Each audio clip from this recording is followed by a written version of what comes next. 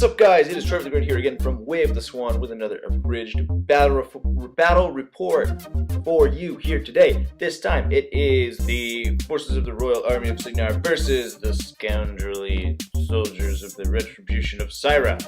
I was trying a new thing with my camera today. I got a stand for my camera that clamps onto the side of the table, which I thought would be very useful for saving space on the table, so we can actually record on one table instead of having to take up space on a second table, which just gets really awkward. Unfortunately, the view of my camera is very narrow, so the picture did not come out as well as I had hoped. But I'm working on it, and I think I've figured it out, so hopefully we'll have some better picture in the future. You can't see the entire battlefield, some of it got cut off, but what can you do? So lists today, we're playing 35 points, Retribution versus Cygnar. The Retribution player is bringing Kaelyssa, the Knight's Whisper. In her battle group, a Banshee and a Daemon, as well as Soulless Escort to help upkeep some of those spells. He's also got Eiryss, the Angel of Retribution. That's Epic Eiryss, the one who shoots off upkeep spells. A Dawnguard Destor Thane. An Arcanist to power boost and concentrated power the Warjacks. A unit of Stormfall Archers, and then a max unit of Mage Hunter Strike Force with the UA, the Mage Hunter Commander, who gives them Phantom Hunter, or Phantom Seeker and Advanced Deployment, and a Soulless Escort. Today I'm bringing a bit of a wackier list. This is an MkII list I was practicing for a nearby, very small tournament. I wasn't sure how the list was going to perform. I ended up winning the tournament, but it was not a great turnout, so I don't know if it was indicative. But here is the list. It is MkII, Major Victoria Haley. In her battle group is just Thorn, so he's the bonded Warjack. He is Haley's character Warjack. He moved very quickly, especially with telekinesis and his reaction drive. Haley has a Squire, because the Squire is a girl's best friend. Rhupert Carvolo, the Piper of Ord. Ragman, Reinholdt, the Gobber Speculator, for that lucky charm on her spells. Eiryss, the Angel of Retribution. I have my own Eiryss as well, so we got two Eirysses going on today. A unit of Arcane Tempest Gun Mages with their unit attachment, the Gun Mage Officer. A unit of Horgenhold Forge Guard, and then a unit of Sword Knights. Both of those are max units of 10 models. The idea behind the Sword Knights is that they can flank off of Thorn. Thorn is a friendly faction Warjack, and he moves so quickly he can move into places to trigger flank very easily, because he can be telekinesis even while in melee, and then also reaction drive off of that to move 5 inches effectively. So here's the board of deployment. We're playing Outflank as the scenario. There's 2 big zones, right and left here. It's like up and down, I guess, top, bottom. If you control it, if you control one of them, you score 1 point. If you dominate, you score 5 points to win. Terrain's a little weird. There's a huge hill in the middle. We're calling that the big thing on the left-hand side, a hill, and then some rough terrain on the right-hand side. You can see linear obstacles in the corners there. There is a forest just off camera up at the top, and a little house off camera down at the bottom. Those come into play later, although you can't really see them, unfortunately. Again, the camera angle is a little skewed. So here's my opponent's deployment. He's deployed Kaelyssa, his Warjacks sort of towards the upper zone there. His solos, the Destor Thane and the Stormfall Archers down towards the bottom. I've decided to deploy my Horgenhold Forge Guard across from the Warjacks, just to tie up that zone as much as possible. Those Warjacks are going to be really tough to deal with. Because Kaelyssa is so spell-proof, her entire battle group has Witch Hound, so if I cast a spell on them, they get to make a full advance in an attack, so I don't want to do that. I can telekinesis them closer, and then they'll just walk away. And then she also has Banishing Ward, and the Mage Hunter Strike Force are obviously very tough to hit with spells. So I'm not happy about the matchup, because Thorn's not going to get a whole lot of work done. So I'm hoping the Horgenhold Forge Guard will tie up those jacks long enough for something to happen. So the Sword Knight's going down towards the bottom flank there. Thorn and the Gun Mages and most of my solos going down in the middle, because I'm not sure where his Mage Hunter Strike Force is going to go, so I kind of want to keep them in reserve. And the Strike Force go across from the upper zone, so he's stacking that flank very heavily, and I know I'm going to try to swing down towards the bottom and deal as much damage down there as possible. The Strike Force is going to be really tough to deal with. So my opponent won the roll to go first, I believe, and chose to take the first turn. he goes running everything up. The Arcane is power boosting one of the Warjacks. I think it's the Banshee up there, closer to the zone, and then the Daemon on the lower portion of the hill. The Mage Strike Force running into the forest there, just off camera. Unfortunately, they will be invisible for a little while.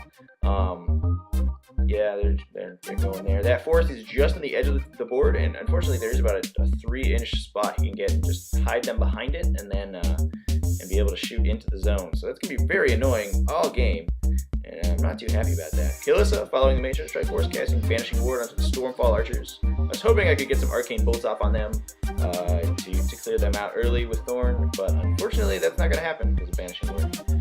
The only model I can reliably cast spells on is the Destro Thane, really. So I guess we're going to try to do that. Eiryss the Destro Thane rocking off camera there down towards the bottom. Eiryss is behind that hill on the bottom, and the Destro Thane ran behind the house that I mentioned earlier. So here's my turn. Thorn running forward. I'm not really sure what he's going to do this game. Perhaps disrupt a Warjack with his spear, or try to knock out its Cortex, or I don't know, get into melee, get down and dirty. So he's just hiding in the middle. EHaley activated first, cast Deadeye and Temporal Acceleration onto one of the gun mages, well, Deadeye and the whole unit. And that gun mage ended up walking his 8 inches and firing twice into the Mage Strike Force in the forest. He killed one of them with his first shot, that was Deadeye, but he missed the second one, unfortunately. But that was still my best bet to kill as many as I could before they hid behind that force. The Horgenhold Forge Guard running up to the zone, very slow because they're dwarfs and they're tiny. Eiryss was deployed up behind that wall, but she's not really going to be able to accomplish much, so I'm hoping to get her in range to hit the Stormfall Archers with her crossbow or something. Maybe she can just disrupt Warjacks all game, but she's not going to be very useful either. Rhupert putting Heroica into the dwarves, and the Sword Knights running up. Deceleration is up from EHaley to give me a little bit of a bonus against those ranged attacks. Obviously, the Mage Strike Force are going to ignore that with their Arcane Assassin move, but everything else I will be safe against, especially the Stormfall Archers and the Destro Thane. Those models have pretty serious ranged threat. They can really clear infantry very well. So here's the Daemon firing. He is just out of his 10-inch range of getting all those dwarfs with his little Hellmouth gun. Unfortunately, the Banshee firing. Something I didn't realize about the Banshee is that his gun actually slams and does POW 14 collateral damage. I thought it was, I knew it was just knockdown on large base models. I did not know it was slam small base models, but that is something to remember for the future. So those Forge Guard are gonna get killed pretty quickly. But defensive line is really the only thing saving them from the Mage Strike Force guns. So I think I'll keep them in defensive line as much as possible. Here is the Stormfall Archer shooting. They are shooting into the midst of the gun mages. Deceleration is saving my butt because the power 6 blast damage from the power 12 bows that they have. The gun mages go up to armor 13 with deceleration, which is just in that sweet spot where power 6s have a tough time killing them. You need to roll 8s on 2 dice to kill them with the Mage Strike Force, the Stormfall Archers. And fortunately, they're only Rat 5, so they're having trouble hitting my high defense because of acceleration. So that spell saved my little butt. He also has to use Snipe a lot to get the AoE, or to get range on his targets. Eiryss going, she's just off camera. I believe she's shooting into one of the Sword Knights to clear him out. Yeah, so she's aiming, goes up to Rat 11, needs a 4 to hit, and then because she has Sniper, she automatically does 1 point of damage and kills the Sword Knight there. The Destro Thane going now off camera. He's moving around the house. He's going to try to get a shot off on the Sword Knights, but he's going to be just like a half-inch out of range. Which is unfortunate because you can get, with that multi-fire, you can start lighting up a whole bunch of infantry models if he gets in range of multiples. The Arcanist moving up. He did not activate before the Warjack, so he didn't power boost anything, so he's just hanging out, I guess. So my turn. I'm going to start trying to clear that lower zone. The Warjacks are pretty far out of it. I feel like if one of them runs into the zone, I have enough stuff to clear it out. So I'm going to try to kill the Destro Thane because he's going to line up some Sword Knights later on if he gets the chance. He's also the only model I can really cast spells on the entire list. So we're going to try to get some EHaley spell slinging action going on this turn. Actually, we realized here that the Mage Strike Force had not yet activated my opponent's turn, so we went back and decided to activate them real quick. They fired at the Forge Guard. doing a little bit of damage. The Force Guard are armor 18, so the Strike Force need high numbers to kill them with their ranged attacks. Fortunately for my opponent, he did do that several times. I believe I passed a tough check on one Force Guard, and 2 of them died, which was very unfortunate, and I was very sad for the poor dwarfs and now widowed wives. It was awful, just in general. Sad time for everyone. Alrighty, now it's my turn. We're gonna allocate 1 focus to Thorn. Thorn's gonna run. This is very exciting. I enjoy getting Thorn into weird positions and doing crazy things. So keeping very careful to stay out of 5 inches of Eiryss, because once you do that, once you're within 5 inches of Eiryss, you can't arc spells. He was not within 5 inches of my Eiryss. He was just out. I kept Eiryss back so she wouldn't do that pseudo disruption on Thorn. Here's Reinholdt walking up. Lucky Charming EHaley. EHaley telekinesis a Sword Knight around the house into range of the Desert Thane. Telekinesis the Desert Thane using the Lucky Charm bonus and turned him around and moved him close to Thorn. That triggered Thorn's reaction drive, so Thorn could walk into melee with the Desert Thane. And EHaley casting Deceleration and moving up a little bit. Alright, so the Sword Knight's going. I got 2 charges into the back of the Desert Thane because he was turned around and not engaging anyone. He lost the unyielding bonus, and the first Sword Knight actually rolled enough to just kill him outright, which was very lucky for me. But with 4 dice in flank, it was and effectively mat 10 swinging at the rear arc of the Desert Thane. It was a pretty good chance that those 2 Sword Knights would take him out. Here are the gun mages firing into the Stormfall archers. They ended up killing one of them because most of them were on a hill and needed very high numbers to take them out. So, unfortunately, not a lot of damage done there. Rupert's going. He put Pathfinder onto the dwarfs because there were a couple I could run into range to engage the Mage Hunter Strike Force, even behind the forest. One of them tried to charge a Warjack, but was just out of range to engage it, unfortunately. And then I think I got 2 into the forest to engage the Mage Hunter Strike Force. Ragman, can't decide where to put him, where he won't die. The demon's gun is very scary, so he's just hanging up behind the dwarves to move up at a later date and try to just get Death Field off on someone. Eiryss shooting at the demon to disrupt it, and then my support moving up. I believe that's all she wrote for that turn. So, my opponent's turn. He's got a bunch of Force Guard in his face. He's got to deal with them, although with all those Warjacks there, it's probably not going to be a problem. Just checking some ranges. I think basically the plan for his turn is to use Kaelyssa and the big guns from those Warjacks to clear out the zone, start scoring this turn, and see where we can go from there. Alrighty. So there's the Arcanist going, power boosting the demon to remove disruption. The Banshee going, aiming, firing at the lead dwarf in that little contingent there. Because all the dwarfs are the same size base, shooting at one of them will just knock the other ones over. He won't be slammed over them, but unfortunately for me, that is pretty significant. Boosting damage on the lead dwarf. Unfortunately, he cannot boost damage. He can't boost collateral damage, so that extra focus he's going to put on the Banshee is going to go to waste there. I did ask if he wanted to take that back now, knowing that he can't boost collateral, but he decided not to. I believe the Mage Hunter Strike Force going now. A lot of them are aiming to try to shoot the dwarfs that are engaging them out of melee. Dwarfs are only defense 10 base, so they go up to 14 when they're in melee. And the Mage Hunter Strike Force do not ignore the targeted melee penalty for shooting, so they did shoot at the dwarfs, and I killed them, if I remember correctly, pretty easily, and then keep shooting at some of the Forge Guard. And the Forge Guard failed their command check, so they are running. That's going to be a bit of a theme this game, unfortunately for me. Getting shot to pieces. All up in there. It's awful. Everyone is sad. Alrighty, so I believe this is the demon going. He's aiming, shooting at a gun mage, trying to roll a 10 to hit, because I do have acceleration up. Moving Eiryss into range, moving a gun mage into range, the little bubble, and another gun mage, so this is going to be awful. So 3 gun mages die, those gun mages flee as well. Eiryss, fortunately for me though, does not die. She only takes, I believe, 4 points of damage, is left with 1. So at a power 12, my opponent needs to roll a 4 not to kill her. So that was very unlucky for my opponent, but I was pretty happy about it. But unfortunately, 2 of my main units are fleeing, and I'm left with a bunch of Sword Knights who are not exactly spectacular. But we'll see what we can do. The Stormfall Archer shooting into the Sword Knights. Fortunately for me, Acceleration saves the Sword Knights from the Stormfall Archers pretty well, so they are not able to do too much damage. I think he does roll a direct hit. Yeah. Kills one of them. Gets 2 with that AoE. Doesn't kill them. He needs to roll 11s to kill them, I believe. 10s to kill them.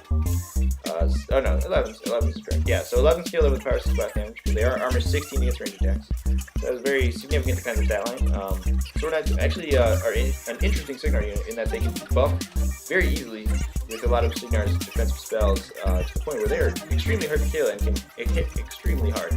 They're very flexible units that way. And I like them a lot in a lot of different lists. I think they're awesome in eHaley. They can crack armor and be very resilient to shooting. They can jam very well, especially with Rhupert in the list. To give them tough, will make them defense 14 if need be. So a lot of good stuff going on. So I gotta do something over here. Eiryss is in the only model in that zone. I'm seeing an opportunity to score. My opponent doesn't have a lot of things that can get into the zone, so the plan here will be to take Eiryss out and then get Ehaley into the zone and feat and stop him from contesting. Hopefully that'll win me the game. Unfortunately, Eiryss is very high defense, and I believe she disrupted Thorn last turn. I don't remember off the top of my head. But Thorn ran into melee with her. And then Ehaley walked up into the zone, telekinesis herself into the zone. I can't remember if she cast Acceleration, but she cast Temporal Acceleration on one of the Sword Knights, and Rhupert gave them Pathfinder. So that left one of the Sword Knights get a charge off over the wall. He needed the Temporal Acceleration move to get over the wall, and he got 2 swings on Eiryss at mat 8, so needing 8s to hit. And I was able to charge another one in who would attack the Destitute Thane. So I got 3 attacks onto Eiryss, needing 8s to hit. If one of them hit, there was a pretty significant chance that she would die. And that ended up happening. So I think the second attack from the Temporal Accelerated model was able to hit and killed off Eiryss, securing me the zone after Ehaley telekinesis herself in. So she did not cast Acceleration. She instead decided to camp focus to keep herself alive, because she is a little bit in direct range. And the feat is up, so I'll be pretty much safe next turn. Eiryss moving up to disrupt the Daemon again. Fortunately for me, I forgot to mention the Kaelyssa feated last turn, so the Force Guard could not have charged her, and Eiryss had to move up very close to disrupt the Daemon. Under my feet, however, I can activate the Arcanist after the Daemon, so he's not going to be able to power booster it to get rid of that disruption. So that's very useful. Planning out the turn. Basically, because you cannot run or charge under Epic Kaely's feet, because you need to have both your movement and action available in order to do those things, and she removes one of them from use. The only model that's really going to be able to contest is the Stormfall Archer, the one that's closest to the zone. Unfortunately, I did run a Sword Knight up to engage him, so he will have to take a free strike in order to get in there. There's a chance that I'll miss, and he won't. I won't be able to. He'll be able to contest the zone, and the game will keep going for a turn. But we'll see how that goes. Ehaley's feat is very ball busting. If you do leave yourself outside of a scenario zone, she can really lock it down and lock in that feat to get as many control points as possible very, very quickly. And if you're a slower faction, one that's not quite as immune to spells, Thorn can be used to really slow down your advance. So she can sort of ensure that you get locked out of those scenario zones. That's how I've been playing her recently, and it is very, very powerful. So here's the Stormfall Archer walking into the zone, takes free strike from the Sword Knight with a +2 to hit, kills him pretty easily. The Stormfall Archer is just moving around trying to get into range, shoot some Sword Knights there. Measuring his control area again to see if we can get anything in range. My opponent did score last turn, I believe, because of the Horde Guards were fleeing. So if my opponent can contest that zone and clear his zone, he'll be up on 3 points to my 2, and that will be a tough game. There's the Arcanist running. He tried to get in the zone, but he was about half an inch out. And that's the only model because, if I remember correctly, both Warjacks are in my control. He was the only model that could run to contest besides that Stormfall Archer. So unfortunately for my opponent, unless he can get something really crazy in here, the game is going to be over. The scenario victory in my favor. After this turn, moving some stuff up, killing that last forward guard, just going through the paces, and then ending his turn. I'll score 2 additional points and run Reinholdt in the zone, so he does not win on scenario, and that is the end of the game. So good game to my opponent. Was over a little bit short because of that the scenario lockout with Haley's feet, but that is unfortunately what MkII does. Yeah, so hope you guys enjoyed this battle report. Stay tuned for future battle reports, and hopefully the camera angle will be better next time. So keep it classy, San Diego. Attacking this guy. And 7. Power 10. Yes. He's tough. And then knockdown marker. Alright. This guy, right? He's gonna assault this guy. That's it, man. I can't do. There, attack straight. Can't do that. Hits. So, okay, 82 stealth. Right, yeah, not a good start. This guy will assault.